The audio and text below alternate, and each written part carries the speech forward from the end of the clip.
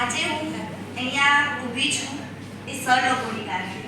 હું અહીંયા 10મા ધોરણમાં આવી. પહેલો દિવસ મારો ભાવિક સરનો લેક્ચર હતો અને એસએસનો કુલદીપ સરનો લેક્ચર. પહેલા દિવસે હું આવી હતી તો મેથ્સમાં તો મને વાંધો ના આવ્યો, કારણ કે સર એટલા ફ્રેન્ડલી ભણાવે છે કે કોઈ બીક ના દે. પણ પહેલા જ દિવસની અંદર મને કુલદીપ સરનો પહેલો લેક્ચર હતો. કુલદીપ સરના પહેલા લેક્ચરની અંદર કંઈક માર્ક્સ આવ્યા હોય કે ખબર નહીં, કોઈ છોકરાઓ મસ્તી કરી હોય. મારો ફર્સ્ટ ડે હતો. કુલદીપ સરે એક છોકરાને બોલ્યા, હું ત્યાં એટલી બીવાઈ, હું ઘરે જઈને રડી. મારે ક્લાસીસે હવે નથી જવું, મને હવે બીક લાગે છે, હું ક્લાસીસ નથી જવાની. પછી મારા ભાઈએ કીધું, તું જા ત્યાં ભણ, તને ખબર પડશે. ભલે સર બોલે છે, તને નહીં બોલે, તું ત્યાં જઈશ. સર બોલશે તો તમારી માટે બોલશે. ઘણા બધા સર અમને સૂચનાઓ આપે છે. એ કોની માટે આપે છે? આપણી માટે. કેમ બોલે છે? આપણા માટે. કેમ કે આપણું ભવિષ્ય ઉજ્જવળ થાય. એટલે પહેલા દિવસે હું કુલદીપ સરથી બીવાઈ હતી. આજે કુલદીપ સરની જોડે 10, 11 ને 12 3 વર્ષ હું ભણી છું.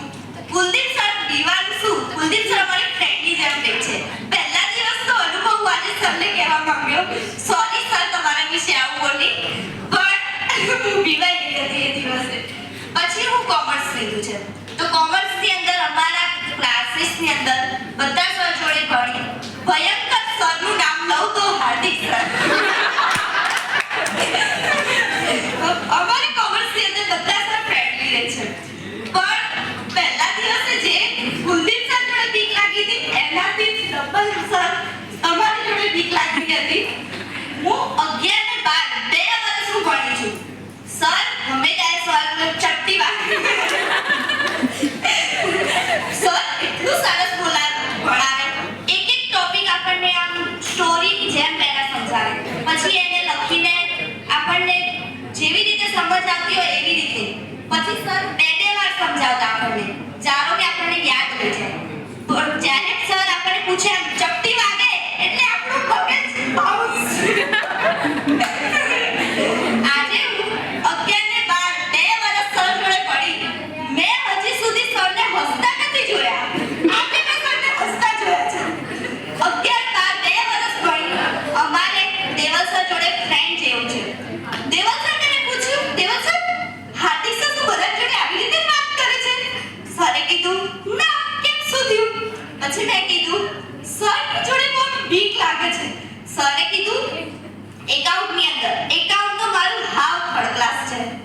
પણ સરે સમજાયું. અત્યારે એકાઉન્ટની અંદર મારા 70 અપ આવે છે માર્ક્સ. સ્ટેટની અંદર બી સરે એટલું સરસ સમજાવ્યું છે, મારા 90 પ્લસ માર્ક્સ છે. પછી દેવલ સરનું ટીએ એટલે બધા એવું કે ટીએ ની અંદર શું થિયરી છે, વાંચી લઈશું. ના, એવું નથી હોતું. સર એક એક ટોપિક એક એક લાઈન એવી રીતે સમજાવતા હતા ને કે યાદ રહી જતા હતા.